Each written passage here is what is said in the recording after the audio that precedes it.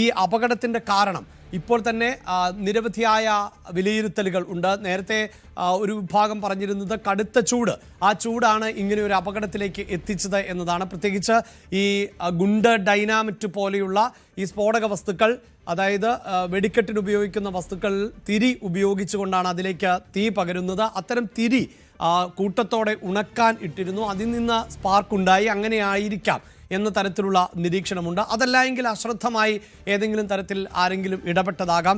എന്തു തന്നെയാണെങ്കിലും ഫോറൻസിക് പരിശോധനയിലൂടെ അപകട കാരണത്തിലേക്ക് എത്തിപ്പെടാൻ പറ്റും എന്നാണ് പ്രതീക്ഷിക്കപ്പെടുന്നത്. ഫോറൻസിക് അസിസ്റ്റന്റ് ഡയറക്ടർ ശ്രീ ഉണ്ണികൃഷ്ണനാണ് നമ്മോടൊപ്പം ചേരുന്നത്.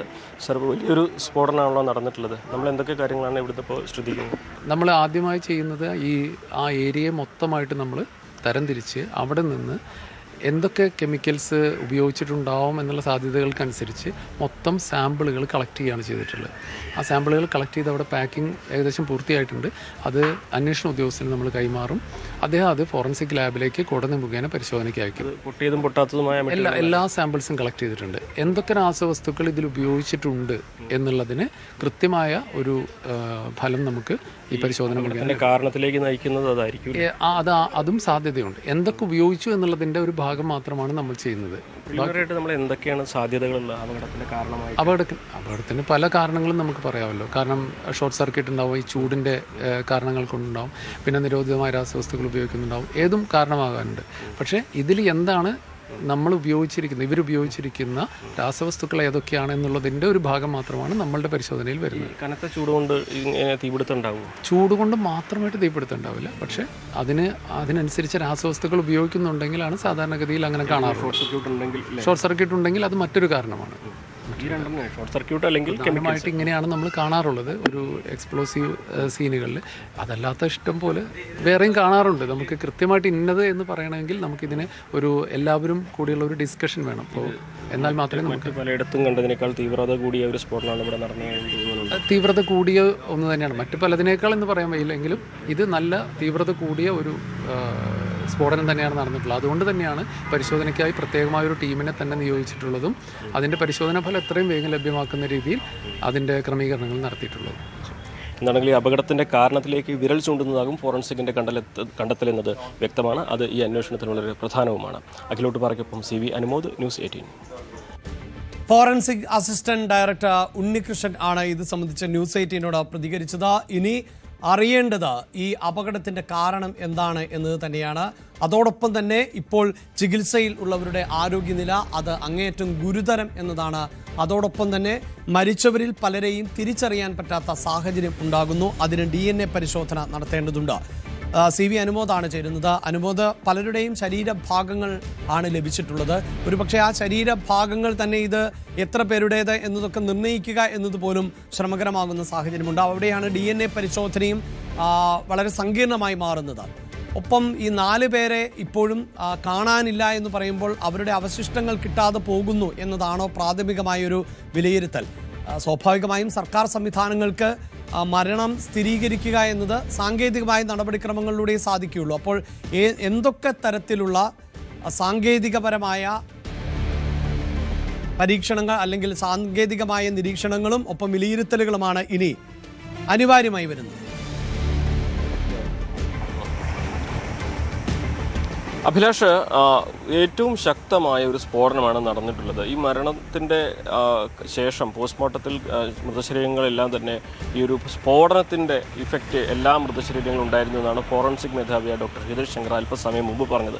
പൊള്ളലിനേക്കാൾ കൂടുതൽ സ്ഫോടനമാണ് ഈ ആളുകളുടെ ഈ ശരീരത്തിലൊക്കെ ആഘാതമുണ്ടാക്കിയിട്ടുള്ളത്. അതായത് പലതും ചിന്നിച്ചിതറി പോകുന്ന അവസ്ഥയിലേക്ക് എത്തിയിരുന്നു. ഇപ്പോൾ ഏറ്റവും അവസാനമായിട്ട് 28 സാമ്പിളുകളാണ് DNA പരിശോധനയ്ക്കായിട്ട് അയച്ചിട്ടുള്ളത്. ഈ 28 സാമ്പിളുകളിൽ 2 പേരുടെയെങ്കിലും മൃതശരീരം ഉണ്ടാകുമെന്നാണ് കണക്കാക്കുന്നത്. അതിൽ ഒരുപക്ഷെ 2 പേര് ഏറ്റവും ചുരുങ്ങിയതാണ്, അതിലേറെ ഉണ്ടാകാനുള്ള സാധ്യതയും തള്ളിക്കളയുന്നില്ല. അതുപോലെ തന്നെ മരിച്ച 10ൽ 9 പേരെയാണ് തിരിച്ചറിഞ്ഞിട്ടുള്ളത്. ഒരാളുടെ മൃതശരീരം തിരിച്ചറിയാൻ കഴിയാത്ത അവസ്ഥയിലാണ്. ഈ 9 പേരുടെ മൃതശരീരം തിരിച്ചറിഞ്ഞതും പൂർണ്ണമായിട്ടുള്ളതല്ല, അത് പലതും ഭാഗികമായിട്ടുള്ളതാണ്.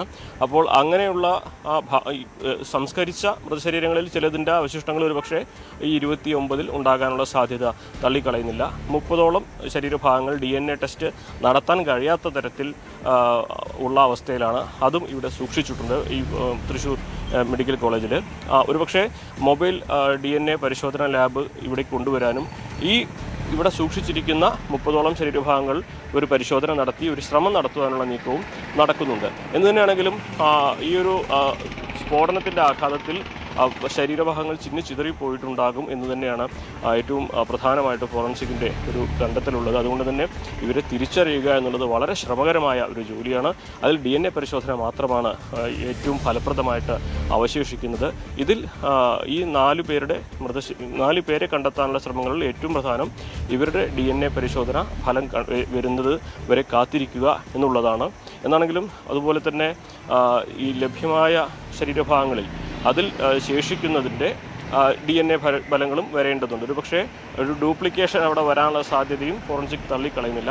എന്തിനാണെങ്കിലും ഇതിൻ്റെ പ്രധാനപ്പെട്ട മറ്റു കാര്യത്തിലേക്ക് വരികയാണെങ്കിൽ ഈ ഒരു അപകടത്തിൻ്റെ കാരണത്തെക്കുറിച്ചുള്ള അന്വേഷണമാണ് പ്രധാനമായിട്ടും നടക്കുന്നത്.